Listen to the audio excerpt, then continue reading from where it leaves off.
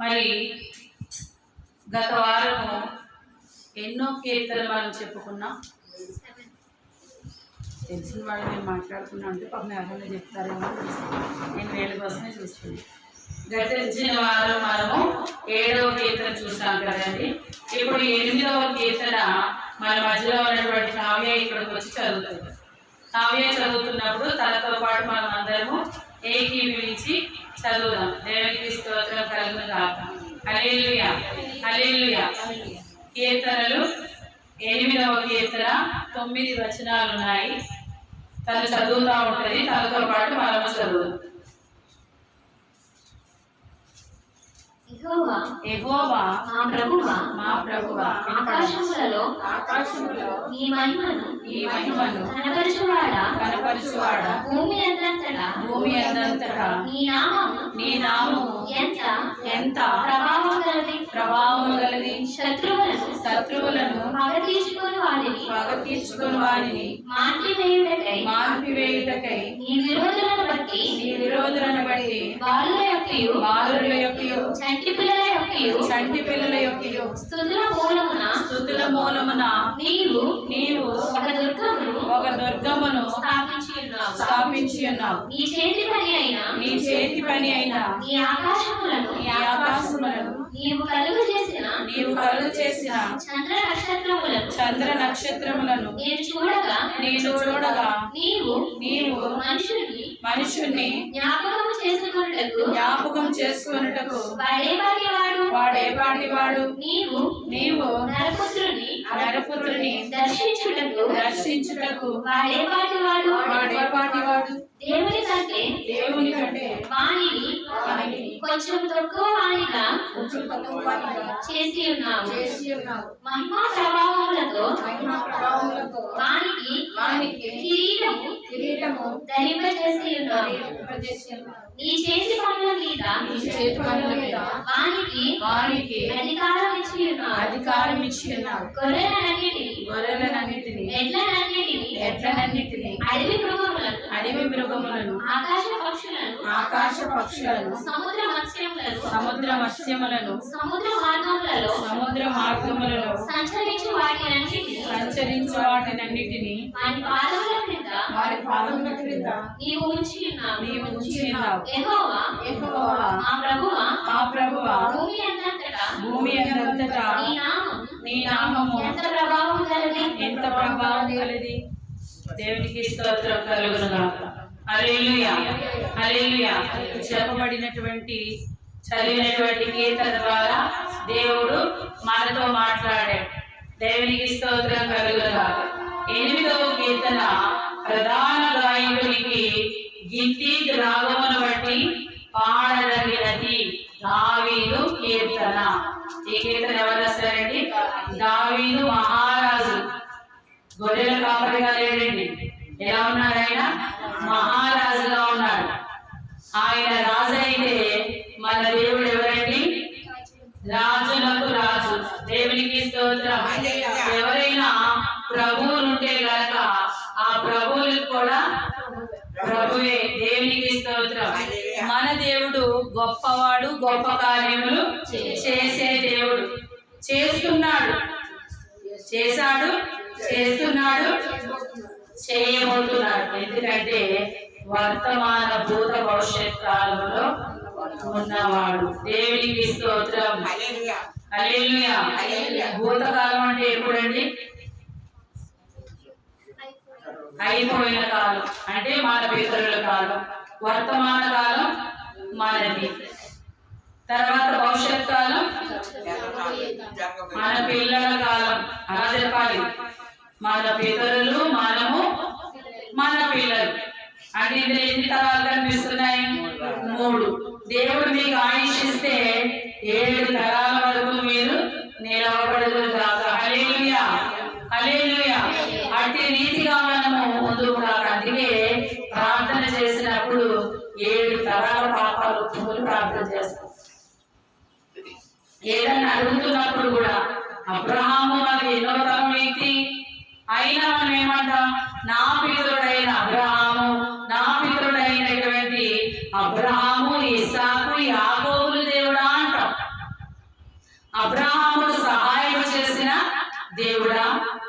ఇస్సాకునిచ్చిన దేవుడా, ఇస్సాకు ద్వారా యాకోబును కలుగ చేసిన వాడా, యాకోబు ద్వారా ఇశ్రాయేలీయులను ఏలుబడి చేసిన దేవుడా అని మనము ప్రార్థన చేస్తా ఉంటాం.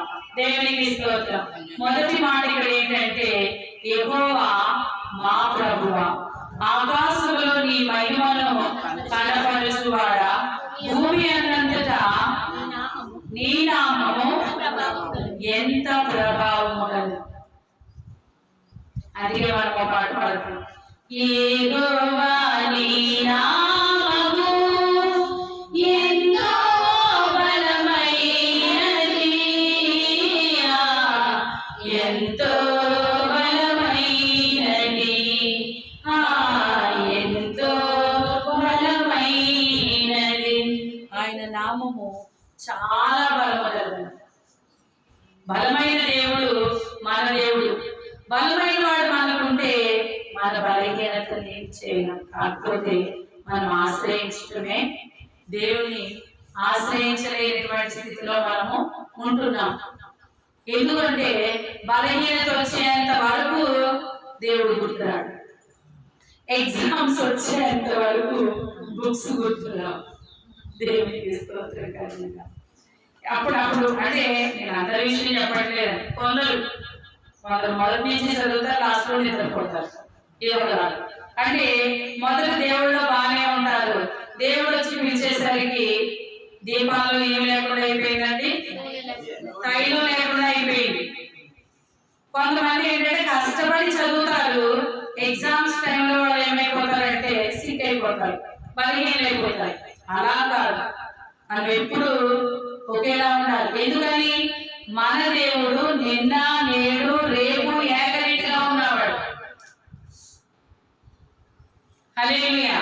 కాబట్టి తర్వాత 2వ వచనం, శత్రువులను పగ తీర్చుకొని వారిని మాన్పి వేయుటకై నీ విరోధులను బట్టి బాలుల యొక్కయు చంటి పిల్లల యొక్కయు స్తుతుల మూలముగా నీ ఒక దుర్గమును స్థాపించి ఉన్నావు. ఎవరు మూలంగా అంటే బాలులు ఉన్నారు, చంటి పిల్లలు ఉన్నారు. ఇక్కడ కూడా బాలులు ఉన్నారు, చంటి పిల్లలు ఉన్నారు. వీరి మూలంగా దేవుడు ఏం చేస్తున్నాడంటే ఒక దుర్గమును స్థాపిస్తున్నాడు. అసలు పిల్లల విషయంలో దేవుడు ఎందుకు ఒక దుర్గమును స్థాపించాల్సి వచ్చింది, ఒక ప్రణాళిక ఎందుకు చేయాల్సి వచ్చింది అంటే, ఈ పిల్లలే ఏమంటారు తెలుసా, ఈనాటి పిల్లలే రేపటి పౌరులు. నేటి బాలలే రేపటి పౌరులు. అంటే ఈ బాలలుగా ఉన్నప్పుడు వీళ్ళు ఏం చేయాలండి? దేవుని స్తుతించేటట్టు ఎవరు చేయాలి? తల్లిదండ్రులు చేయాలి. ఈ వీళ్ళకి నేర్పిస్తే రేపు వీళ్ళు పిల్లలకి నేర్పిస్తారు.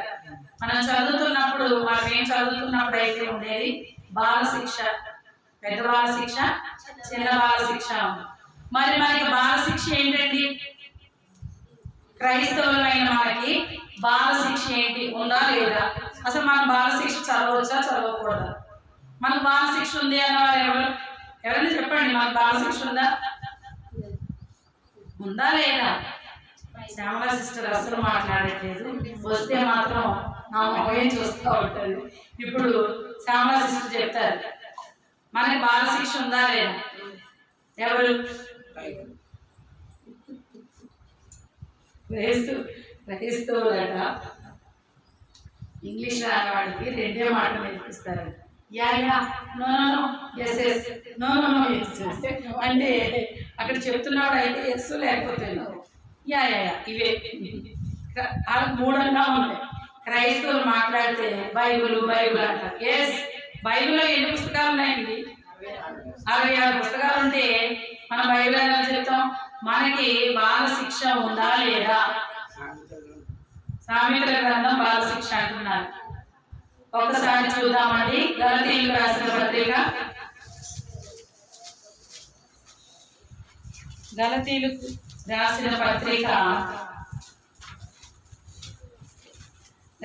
రాసిన పత్రిక 3వ అధ్యాయము 24వ వచనం చూద్దాం. కాబట్టి మనము విశ్వాసమూలమున నీతిమంతులమని తీర్చబడినట్లు క్రీస్తునద్దకు మనలను నడిపించుటకు ధర్మశాస్త్రము మనకు బాల శిక్షకుడు ఆయను. ఇప్పుడు చెప్పండి, మన బాల శిక్షకుడు ఎవరు?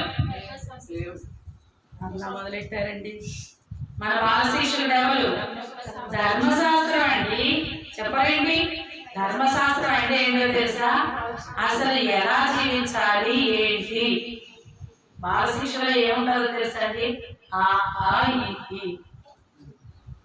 ప్రారంభం. చదువుకుంటున్న పిల్లలకి ప్రారంభము తెలిపేది బాల శిక్ష. బాలులు శిక్షణ నేర్చుకునేది బాల శిక్ష. మరి ఇప్పుడు క్రైస్తవులు ఒక 60 సంవత్సరాలు ఆయన యేసు ప్రభు నమ్ముకున్నాడు అనుకోండి. నమ్ముకున్న వెంటనే ఆయన ఎవరండి? బాలుడే. అందుకే బైబిల్లో ఏమంటుంది? బాలుడు నడవవలసిన త్రోవల్లో వారిని నేర్పిస్తే పెద్దయినప్పుడు వాడు తొలగిపోడు. ఇప్పుడు క్రైస్తవత్వంలోకి వచ్చిన వెంటనే మనం ఎవరిని? బాలుని, చిన్నవాళ్ళమే కదా. మనం ఏమండి? నేర్చుకోవాలి. బాల శిక్షకుడు ధర్మశాస్త్రం. ఏంటి ధర్మశాస్త్రం ఏం చెప్తుంది? ధర్మశాస్త్రం అంతా క్రొత్త నిబంధనలో 2 మాటలు చెప్తుంది. నీ పూర్ణ మనసుతో, నీ పూర్ణ ఆత్మతో, నీ పూర్ణ వివేకముతో, పూర్ణ బలముతో నీ దేవుడైన యెహోవాను ప్రేమించవలెను, నిన్ను వలె నీ పొరుగు వారిని ప్రేమించవలెను. అంటే మనకి ధర్మశాస్త్రం అంతా ఇందులో ఉందట. అంటే ఇప్పుడు ఏం చేయాలి? మనల్ని మనం ఎలా ప్రేమించుకుంటున్నామో మన పొరుగు వాడిని అలా ప్రేమించాలి.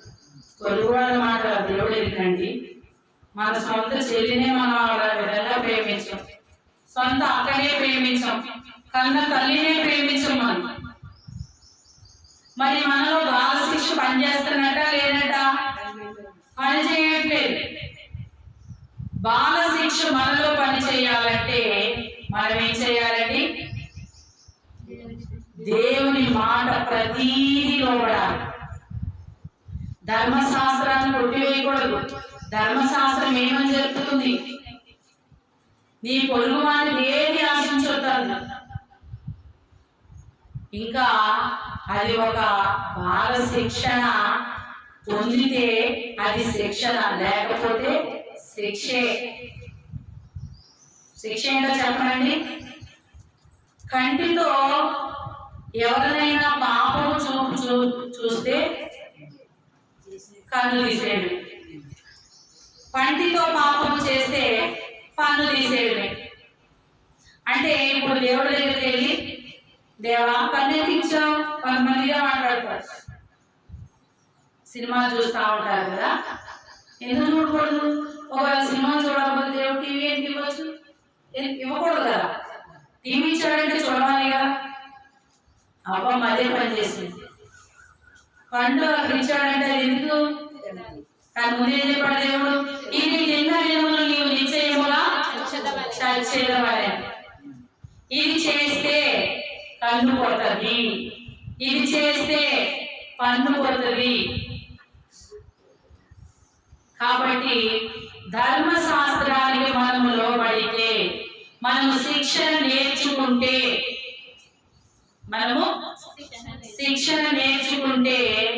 మనం ఏమవుతామంట? దేవుని యొక్క బిడ్డలుగా అయ్యి బాలుడు నుంచి యవ్వన దశ నుంచి అలాగే ఎదుగుతా ఉంటాం.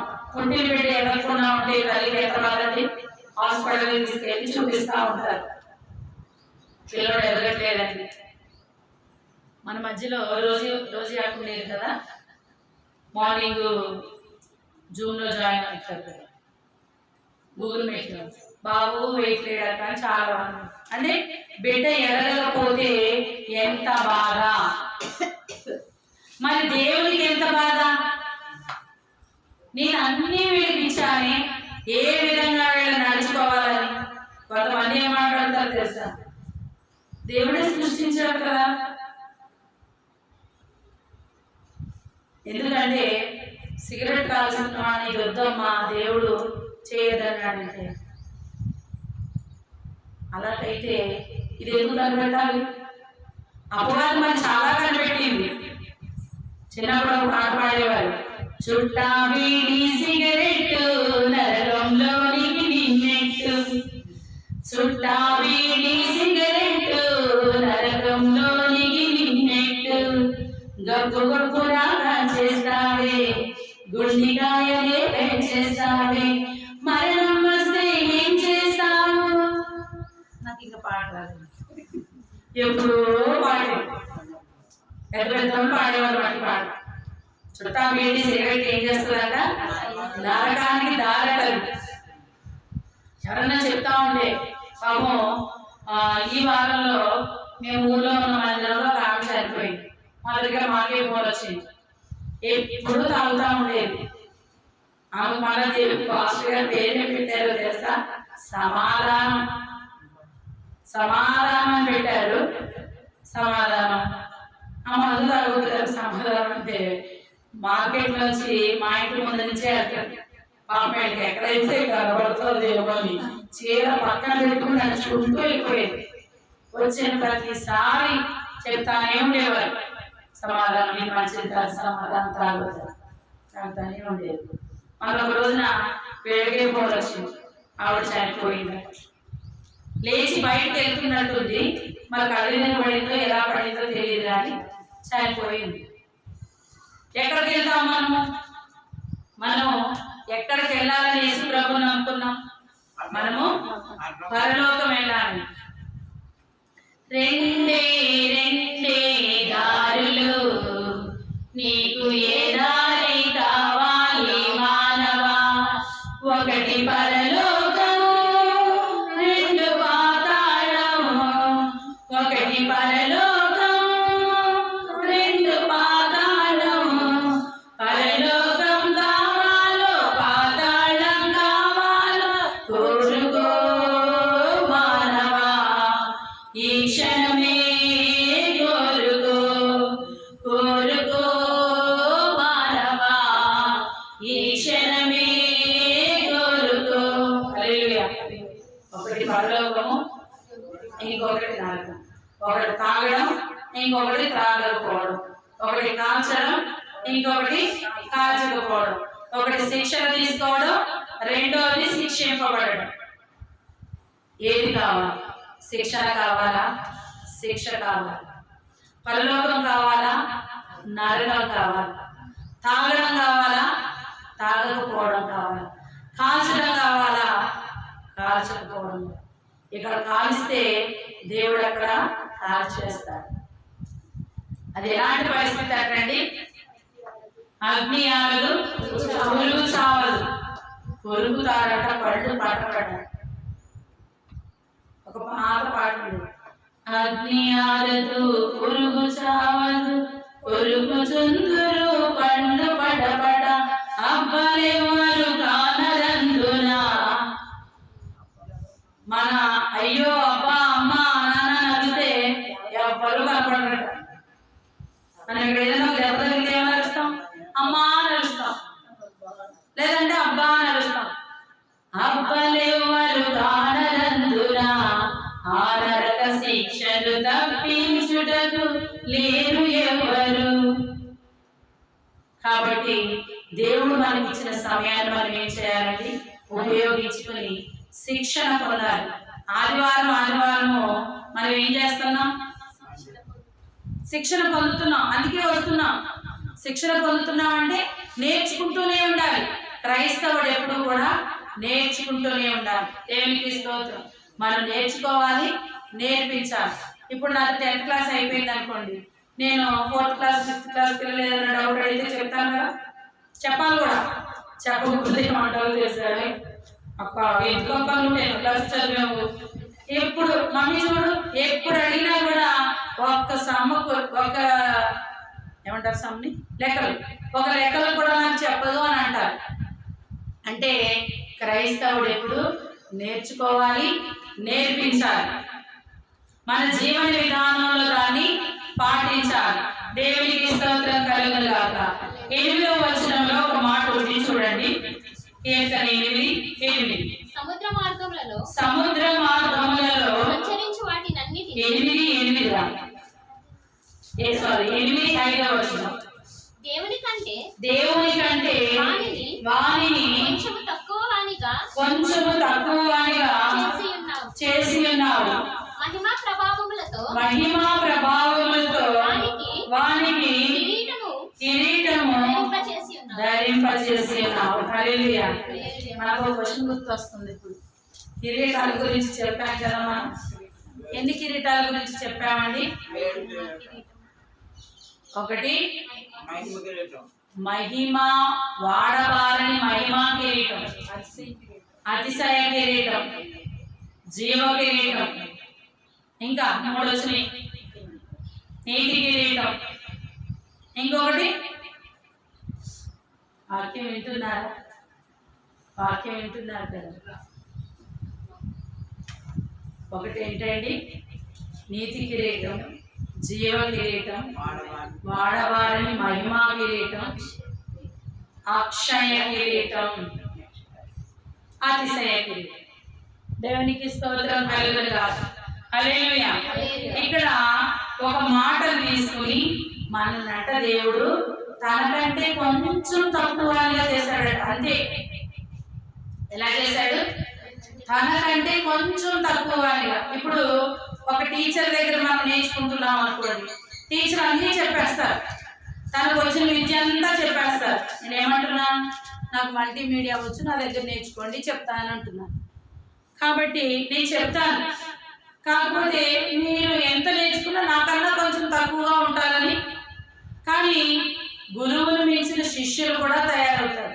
కానీ దేవుని మించిన శిష్యుడు తయారవ్వకూడదు. ఒకవేళ తయారవ్వాలని చూస్తే పరిస్థితి ఎలా ఉంటుందండి?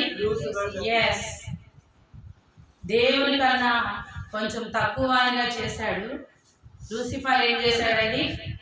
లూసిఫర్ ఏం చేశాడు? సభాపర్వతం మీద నేను వెళ్ళి ఉంటాను, మహోన్నతుడితో నేను సమానునిగా. ఇక్కడ ఏమంటున్నాడు? కొంచెం తక్కువగా. ఎందుకంటే దేవదూతల కంటే ఎక్కువ ప్రాధాన్యత దేవుడు ఎవరికి ఇచ్చాడండి? మనకిచ్చాడు. దేవదూతల కంటే ఎక్కువ ప్రాధాన్యత మనకిచ్చాడు. మనం వెళ్ళి దేవదూతలకు పరిచర్య చేయమని లేదు, దేవదూతలు మీకు వచ్చి పరిచర్య చేస్తారన్నారు. అవును కదా? అంటే దేవుని కన్నా మనమే కొంచెం తక్కువైతే మరి మనము అతిశయించటం పక్కన పెట్టండి. లూసిఫర్ అతిశయించటం ఎంత దారుణం.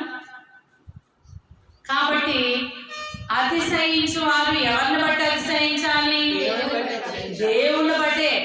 మనం చెప్పాం, మనవారైనా కొందరు గుర్రములను బట్టి రథములను బట్టి అతిశయించుదురు, మనమైతే మన దేవుడైన యెహోవా నామమును బట్టి అతిశయింపవలెను.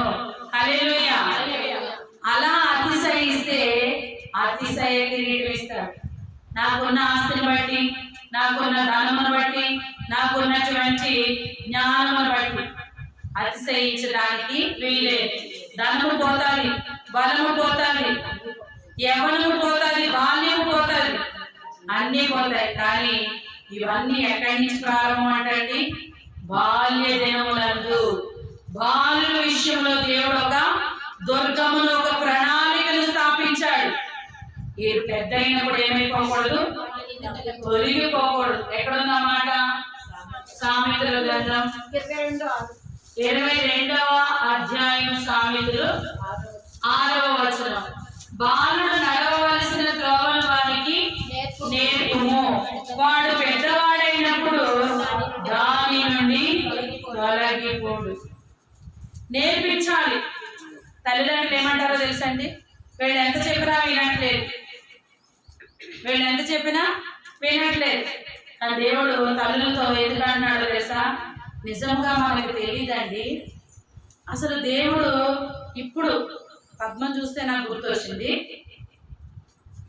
అసలు ఏ వాక్యం చెప్పాలి దేవా, నేను ఎప్పుడు ప్రార్థన చేస్తాను, ఇక్కడికి వచ్చాక దేవుడు వాక్యం ఇస్తాడు. ఎందుకు ఇస్తున్నాడు పిల్లల విషయంలో తల్లులు అంటే, ఈరోజు మదర్స్ డే అంట. హల్లెలూయా. ఈరోజు మదర్స్ డే అంట. అంటే తల్లి బిడ్డలకి ఏం నేర్పించాలి, తల్లి బిడ్డలకి ఏం నేర్పించాలి. పాతకాలంలో ఏం నేర్పించేవారంటే పడుకోబెట్టుకుని కథలు చెప్తా ఉండేవారు, నీతి కథలు, చందమామ కథలు కదా.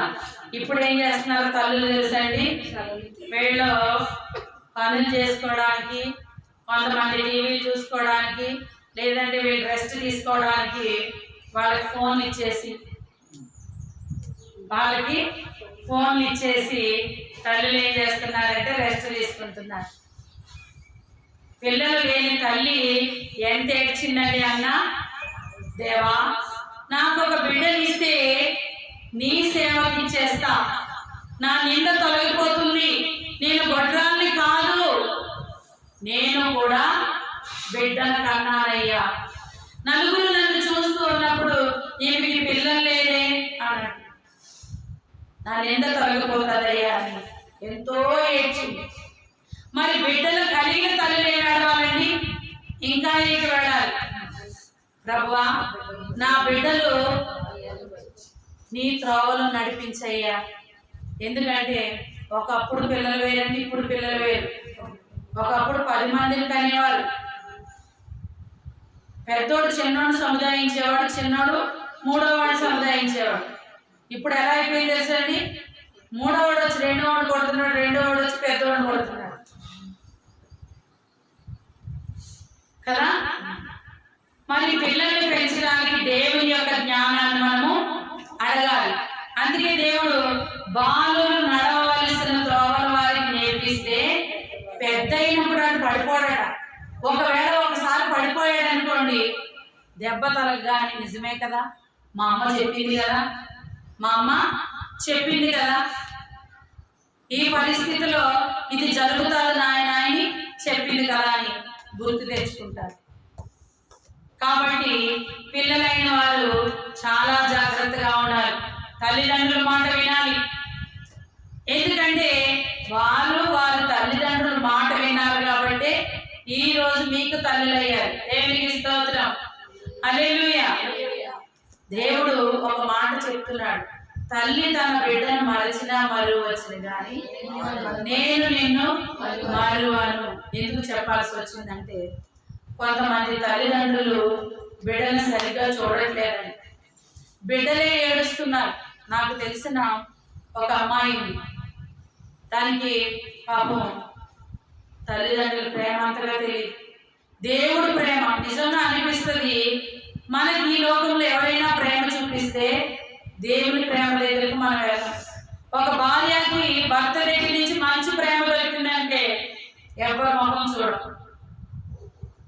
ఒక బిడ్డకి తల్లిదండ్రుల దగ్గర నుంచి మంచి ప్రేమ వచ్చేసింది అనుకోండి, ఏ రుణం అమ్మ చూసుకుంటుందిలే అంట. ఎవ్వరు ప్రేమ లేనప్పుడు యేసయ్య ప్రేమ మనల్ని ఆదుకుంటారు, యేసయ్య ప్రేమ ఆదుకుంటారు.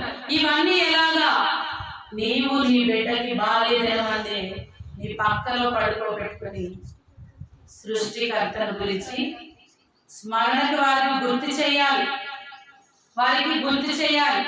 ఇదిగో నేను ఈ స్థితిలో ఉన్నానంటే దేవుడు చెప్పండి, దావీదు చరిత్ర చెప్పండి, ఇస్సాకు చరిత్ర చెప్పండి, యాకోబును చెప్పండి, యెహెజ్కేలు చెప్పండి. ఎందుకు ఆ మాట యెహెజ్కేలు అన్నాను ఇక్కడ నేను, నరపుత్రుడా అన్న మాట ఈ 8వ అధ్యాయంలో ఉంది. ఎన్నో వచనంలో ఉందండి, 8వ అధ్యాయంలో నరపుత్రుడు అనేటువంటి మాటలు మనము చూస్తున్నాం. నీవు నరపుత్రుని దర్శించుటకు వాడు ఏ పాటి వాడు? 4వ అధ్యాయము 4వ వచనంలో లాస్ట్ భాగం.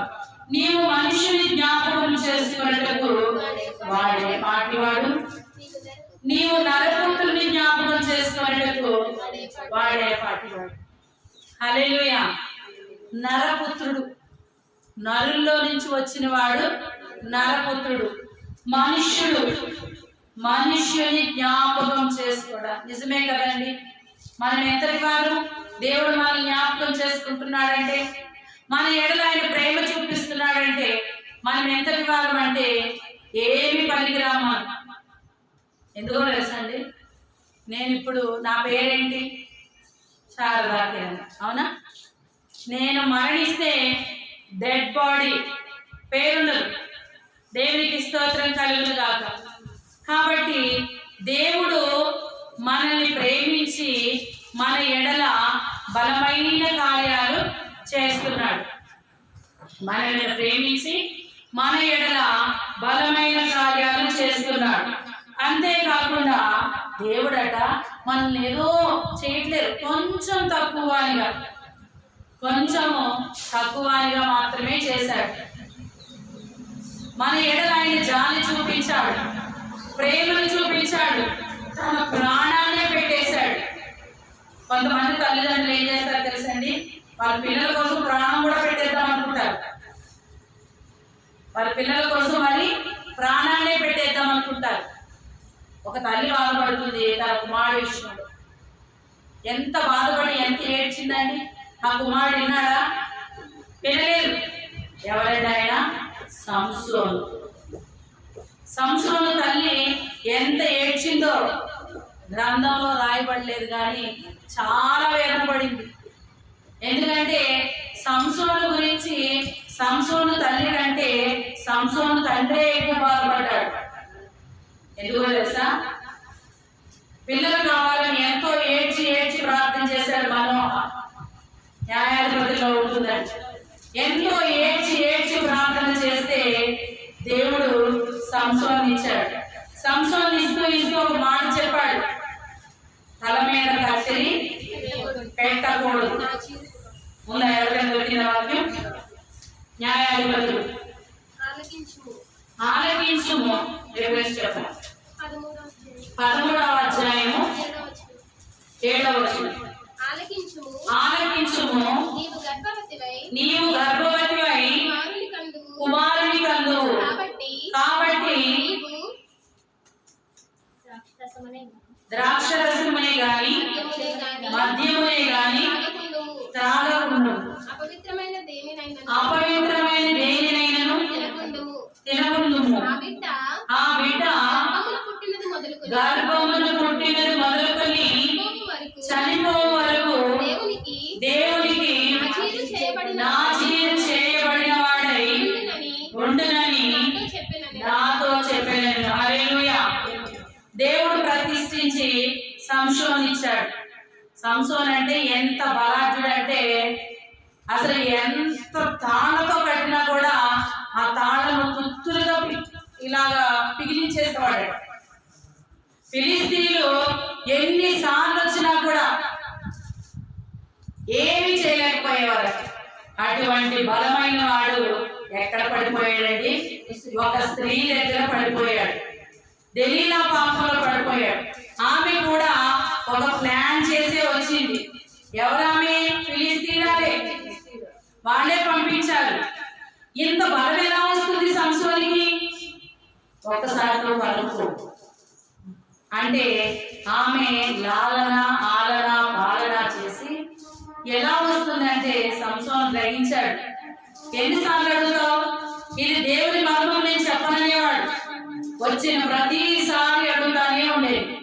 అర్థమైపోయింది సంసోను. ఆ పాపాన్ని విడిచిపెట్టలేక నాకు అర్థమైపోతుంది, నేను చెప్పేస్తున్నా అంటే నేను చచ్చిపోతానని అర్థమైపోయింది. చావు కన్నా ఒప్పుకుంటున్నాడు, కానీ ఆమెను విడిచిపెట్టడానికి ఒప్పుకోలేకపోయాడు. చెప్పాడు, నా జుట్టులో ఉండాలి. కానీ ఏం చేశారంటే ఆ ఫిలిస్తీన్లు ఏం చేశారు? జుట్టు అంతా కట్ చేసి తీసేశారు.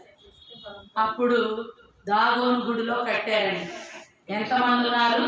ఆయన చుట్టూ 3000 మంది ఉన్నారు. ఆ దాగోను దేవత గుడిలో కట్టినప్పుడు 3000 మంది ఉన్నప్పుడు కళ్ళు మింగేశారు. కళ్ళు కనిపించట్లేదు. 2 చేతులు 2 స్తంభాలు కట్టేశారు. బలమంతా పోయింది. ఏడుస్తున్నాడు. అయ్యా ఒక్క మాట సార్. దయచేసి నాతో నీవు మాట్లాడినచు నీ బ్రతికేదను ప్రభు. నా ప్రియుడా, నా హితుడా, నా ప్రాణనాథుడా, నా రక్షకా,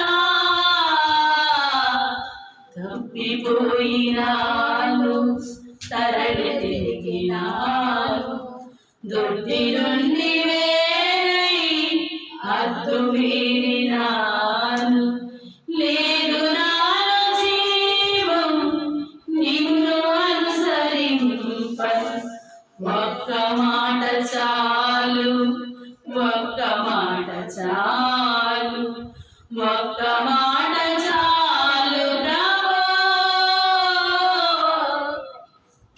అవునయ్య, కట్టబడ్డానే ఈ తాడుతో నాయన, ఈ గుడిలో కట్టబడ్డాను. నా కళ్ళు పీకేశారయ్యా, కళ్ళు పీకేసి వెనకాల నుంచి వచ్చి కొడుతూ, నేను కొట్టింది ఎవరో చెప్పు. ఓ బలాఢ్యుడా, ఓ ఇశ్రాయేలీ యొక్క బలాఢ్యుడా,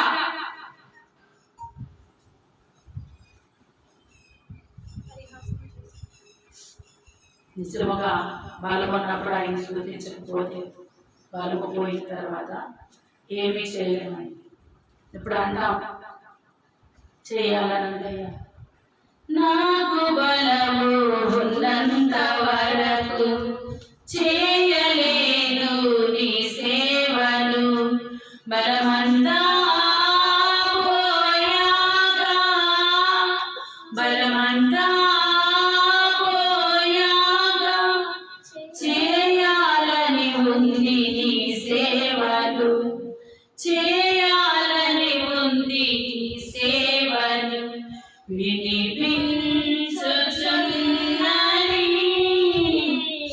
కేక నాకు, కేక నాకు. అవునండి, మనకు బలం ఉన్నప్పుడు, మనకి ధనం ఉన్నప్పుడు, మనకు ఐశ్వర్యం ఉన్నప్పుడు, మనం చేయాల్సిన పనులు చేయాల్సినప్పుడు చేస్తే, సంసోను అప్పుడైతే దేవుని సన్నిధిలో ప్రార్థిస్తున్నాడు. బాల్యదేమో దేవుని వాక్యాన్ని విని దానిలో నడవడం మానేశాడు. దేవుడు ఇచ్చినటువంటి ఆ బలాన్ని ఏమిగా భావించాడు? గర్వముగా భావించాడు. ఇది నా వల్లే కదా అనుకున్నాడు. పాపంలో పడిపోయాడు, ఆ దాగోనులో పెట్టబడ్డాడు. కానీ సంసోను ఒక ప్రార్థన చేశాడు. నేను ఎలాగా చనిపోవడం ఖాయమే, నేను ఎలాగా చనిపోతాను, కానీ నేను ఓడిపోను, నేను ఓడిపోను, నేను ఓడిపోనయ్యా, నా పక్షముండగా నేను కృంగిపోనయ్యా, నీవు నా తోడుండగా నేను ఓడిపోనయ్యా, నా పక్షముండగా నేను కృంగిపోనయ్యా, నీవు నా తోడుండగా. నేను ఏడ్చిన చోటనే మనసారా నమ్మెదా, నేను పడిన చోటనే ప్రభు కొరకై నిలిచెదా, నేను పడిన చోటనే ప్రభు కొరకై నిలిచెదా, నేను ఓడిపోనయ్యా, నా పక్షముండగా నేను కృంగిపోనయ్యా, నీవు నా తోడుండగా. అవమానం పొందిన చోటే అభిషేకం నాకించావే, వెలివేయబడిన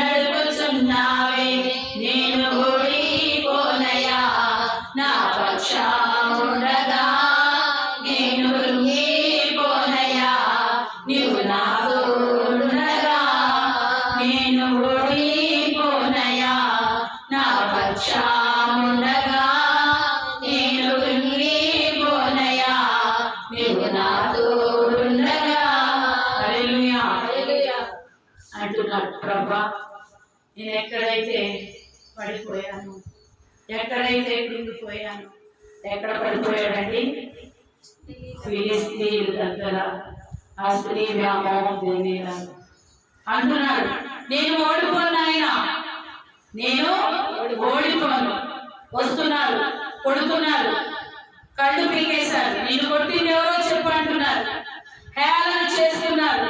ఈ బలాఢ్యుడు ఇశ్రాయేలులో ఉండి ఫిలిస్తీయులని కేకలు వేసి వీరలు వేసి పిలిచేవాడు తెలుసా? ఏమైపోయింది నీ బలం, ఏమైపోయింది నీ బలం అని హేళన చేస్తున్నారు, అవమానించారు. కానీ అప్పుడు పశ్చాత్తాపడుతున్నాడు. ప్రభువా, నేను ఓడిపోనయ్యా, నీవు నన్ను క్షమించు నాయనా. అవమానం ఎక్కడొచ్చిందో, నిన్నెక్కడొచ్చిందో నాకు, నేను అక్కడే గెలుస్తానయ్యా. ఆ దాగోని గుడిలో ఆ కట్టబడిన 2 తాళ్ళు పట్టుకుని యేసు నామములో తన్ని క్షమించమని గట్టిగా దేవుని యొక్క ప్రతిమలాడుకొని కేకలు వేశాడు. ఎంతమంది ఉన్నారని అక్కడ? పడిపోయాడు నిజమే, చెడిపోయాడు నిజమే, కానీ ఓడిపోలేదు. ఎందుకో తెలుసా? పడిపోయినందుకు, చెడిపోయినందుకు మరణించాడు. శిక్షణ వినలేదు కాబట్టి శిక్షింపబడ్డాడు. ఎలా గెలిచాడంటే తనతో పాటు ఆ గుడిలో ఉన్న 3000 మందిని కూడా చంపేశాడు. ఆ గుడి అంతా కూలిపోయి ఒక్క క్షణంలో ఎంతమంది చనిపోయారండి? 3000 మంది. దేవుని నామము, దేవుని ఆత్మ అక్కడ పని చేసింది. హల్లెలూయా. అంటే దేవుడు ఎన్ని కార్యములైనా చేయగలుగుతాడు. ఎప్పుడు? చిన్నప్పుడు ధర్మశాస్త్రాన్ని బాల శిక్షకుడుగా తీసుకుంటే, బాల శిక్షకుడుగా తీసుకుంటే, లేకపోతే శిక్షణ పొందుతాం. అందుకే కొరింథీ పత్రిక, మొదటి కొరింథీ పత్రిక 11వ అధ్యాయము 30వ వచనంలో ఒకటి ఉంటుందండి. కొరింథీయులకు రాసిన మొదటి పత్రిక ఇందువలననే 31వ వచనం, అయితే మనలను మనమే విమర్శించుకొని ఎడల తీర్పు పొందకపోదుము. మనము తీర్పు పొందిన ఎడల లోకముతో పాటు మనకు శిక్షావిధి కలగకుండునట్లు ప్రభువు చేత నేను ఇక్కడ శిక్షింపబడుచున్నాము. ఎప్పుడు? దేవునిలో మనం ఉండి ఆయన మాటలు వినకపోతే, మరి వింటే శిక్షణ పొందుతున్నాం. ఇదేంటండి? శిక్షణ. ధర్మశాస్త్రము బాల శిక్ష, కృప ఏంటో తెలుసా అండి? ధర్మశాస్త్రము బాల శిక్ష అంటే కొన్ని ప్రాథమిక అంశాలు. ఆదివారం గుడికి రావాలి, ఆదివారం మందిరానికి రావాలి, వచ్చేటప్పుడు టైంకి రావాలి. ఇవన్నీ ఏంటండి? బాల శిక్ష. వచ్చిన తర్వాత కృపలోకి వెళ్ళాలి. ఎలాగా? నిన్ను వలె నీ పొరుగు వారిని ప్రేమించాలి. దేవునికి స్తోత్రం కలుగును గాక. కాబట్టి దేవుని వాక్యము, దేవుని ధర్మశాస్త్రము ఎలా ఉంది మనకి? బాల శిక్షకుడుగా ఉన్నాడు. వాడు బాలుడైనప్పుడు కాదు, పెద్దవాడైనప్పుడు. ఎందుకంటే యవనస్తుడైనప్పుడే పడిపోతాడు. యవ్వనస్తుడు ఏమైపోతాడట? 121వ కీర్తనలు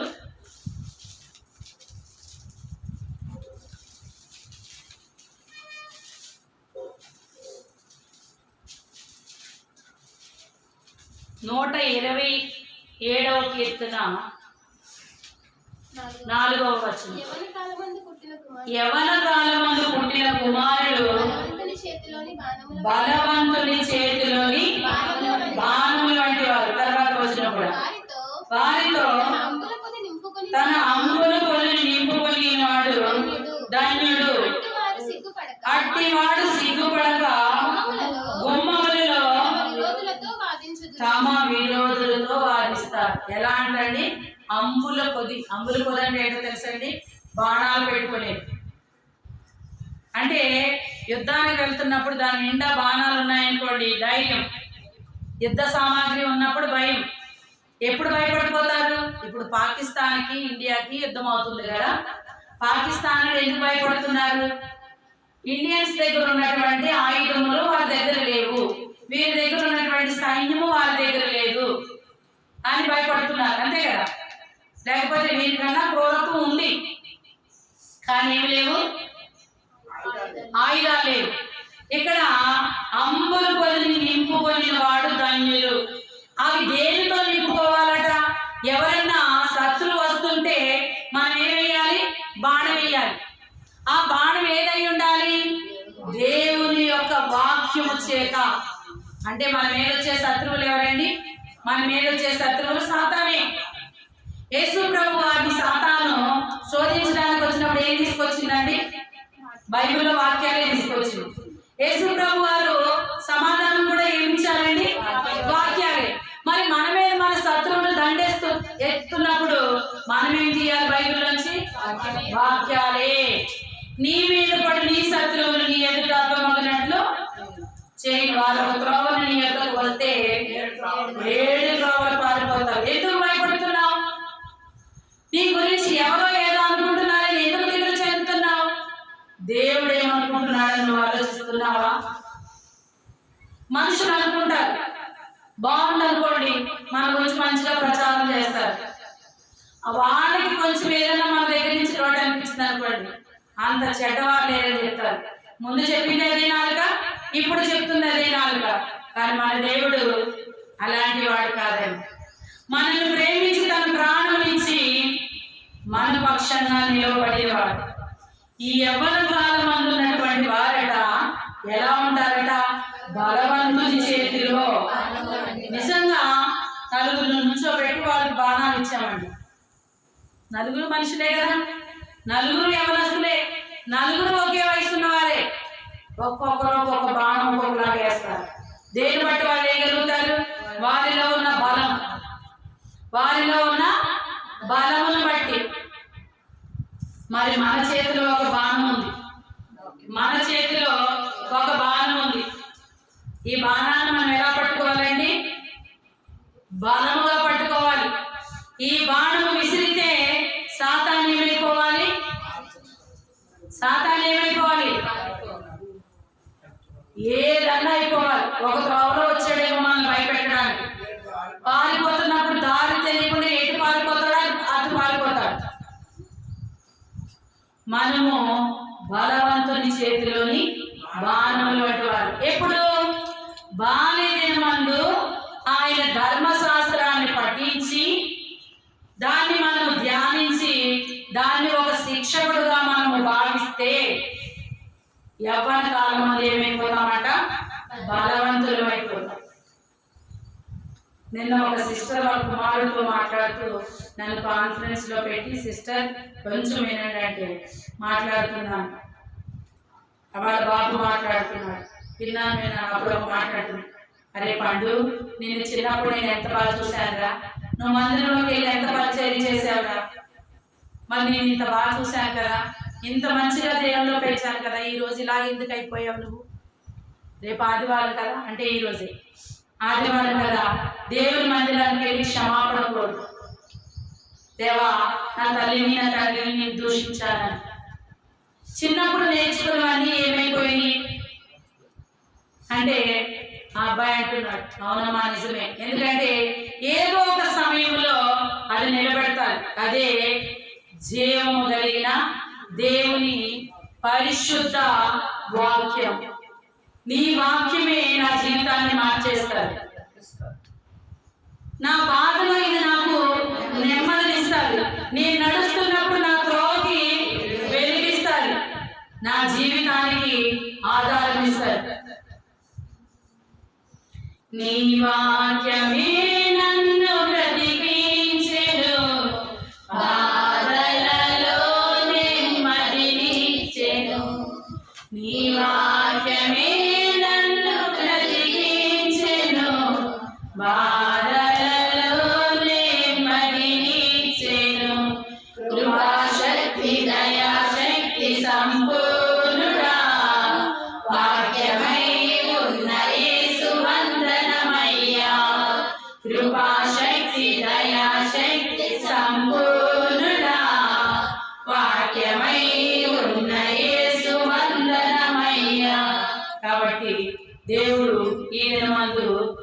చిన్న పిల్లలకి ధర్మశాస్త్రము బాగా శిక్ష అయింది. మరి మనం చిన్నప్పుడు విన్న వాక్యాలు కూడా యవనస్తులుగా ఉన్నామేమో, వాటిని ఒక్కసారి మనము గుర్తు చేసుకోవాలి. అది మనకి శిక్షణ ఇచ్చేటట్టుగా ఉండాలి కానీ శిక్షించేటట్టుగా ఉండకూడదు. కాబట్టి దేవుడు అనుకోని రీతిలో ఈ మదర్స్ డే దినమందు బిడ్డల విషయంలో తల్లిదండ్రులు ఎలా ఉండాలనేది తెలియపరుస్తున్నాడు. తల్లి బాధ్యత ఎక్కువ బిడ్డ మీద చూపించాల్సింది. కాబట్టి ప్రార్థన చేసుకుందాము. దయచేసి అందరూ ఒకసారి లేచి నిలబడితే ప్రార్థన చేసుకుందాం. పరిశుద్ధులైన తండ్రి, సర్వాధికారమైన దేవా, నీకు వందనాలు. కనికరమును ప్రేమను చూపించేవాడా, నీకే స్తోత్రం. అయ్యా, చిన్న పిల్లలు నాయన, చంటి పిల్లల యొక్క బాలుల యొక్క స్థుతుల మూలమున నీ ఒక దుర్గమును స్థాపించి ఉన్నావు. నీ వాక్యము ప్రభా, నీ ధర్మశాస్త్రము మాకు బాల శిక్షకుడై అవుతాడు. మేము దాని నుంచి తొలగిపోకుండా, పాపంలో పడిపోకుండా ప్రభా నీ సన్నిధిలో నిలవాలి. ఇదిగో సంసోను గురించి తెలియపరచాలి. పాపములో పడిపోయినాడు తండ్రి, మరలా నిన్ను స్తుతించిన ఆయన నీ యొద్ద నుంచి వాటన్నిటిని ఒప్పుకుని విడిచిపెట్టినప్పుడు నీ చెంత చేర్చుకున్నావు తండ్రి. మాలో ప్రతి ఒక్కరిని మీరు జ్ఞాపకం చేసుకోండి నాయన. ఈ వాక్యం చేత మీరు మమ్మల్ని బలపరచండి నాయన.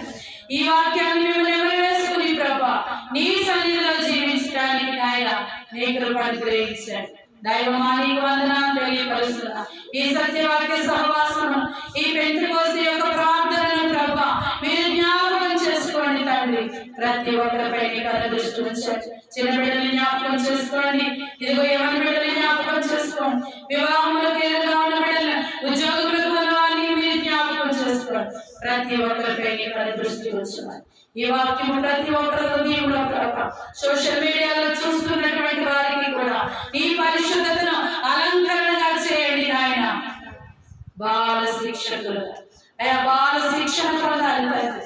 అట్టి వాక్యాన్ని ప్రతి ఒక్కరికి ఆయన మీరు అందించి మహిమ పొందమని యేసు నామములో ప్రార్థన చేసి అడిగి పొంది నామము పరమ తండ్రి. ఆమేన్, ఆమేన్, ఆమేన్. హల్లెలూయా, హల్లెలూయా.